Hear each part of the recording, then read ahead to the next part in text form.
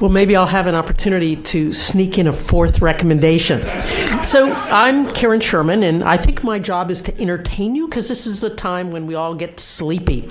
So I've been tasked to come up with my top three recommendations for research for chronic pain in complementary and integrative health.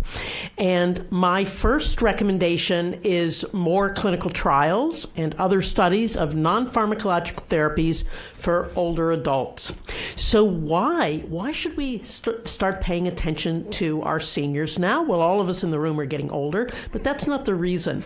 The U.S. population is aging. If you haven't noticed, the bolus, the number of people that are going to be over 65 is growing sort of exponentially. And older adults are different in a variety of ways.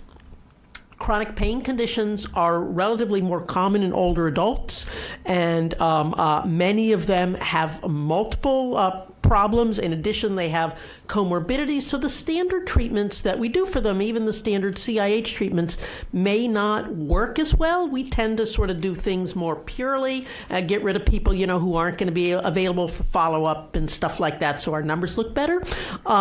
You can't do that in trials for older adults. And they do stuff like they get hospitalized, they fall, they have to take care of a spouse or something like that. But we have to measure all that stuff. Not only that, a lot of the current treatments right now for chronic pain actually pose additional dangers for older adults. And Kirk Kroenke could probably do a better job of talking about these than me. But let me tell you that NSAIDs, at least for a fraction of adults, older adults that we can't predict in advance, to my knowledge, are at high risk for bleeding. So that makes them less desirable. Opioids aren't so good for older adults. Muscle relaxants make you a little dizzy. That could put you over the edge for falling and stuff like that. So there's a lot of things that we might normally give to people that aren't such a good idea for this particular group. RCTs of many chronic pain conditions actually exclude older adults. So that's a problem. There's not too much evidence, and what evidence exists is usually for those between 65 and 70. So as you get much older, especially the oldest old and institutionalized older adults, the CIH interventions may need to be modified substantially. There was a joke photo of yoga for the warrior pose of yoga, which you'd never use for chronic pain. I don't know why it was there, but you'd certainly never use it for older adults. So you have to make things kinder and gentler for that group. Even acupuncture may need to be modified. However, in addition, older adults have maybe a different interest in CIH, though that'll be changing, and the potential to reverse adverse events with this group is pretty great. Let's see, how do I go to the next slide here? Okay, my second one, which I'm not going to spend too much time talking about, is how you implement and disseminate these various mind-body self-care therapies. Self-care is a great thing because it offers convenience. You can do it anytime you want.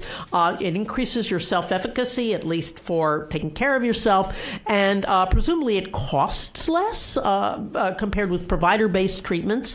And there's only two problems. One is that meditation, Tai Chi, yoga, and many other mind-body therapies aren't reimbursed by insurance, so that's a problem for people. They probably have to be practiced most of the time at some regular weekly basis for benefits to be realized.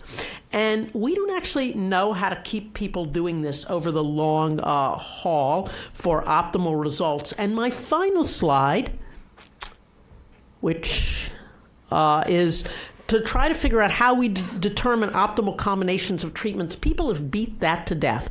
So I just have some more reasons why you should do that, and you can use some fun designs like the MOST design and the SMART design about how to do that, and maybe someday we'll come up with some principles for how you combine and sequence treatments. And if you want to know more about my ideas, you should ask at the, when we have the discussion. And finally, we don't actually know whether these treatments work in people who use opioids. So that's my fourth thing. Maybe we should look.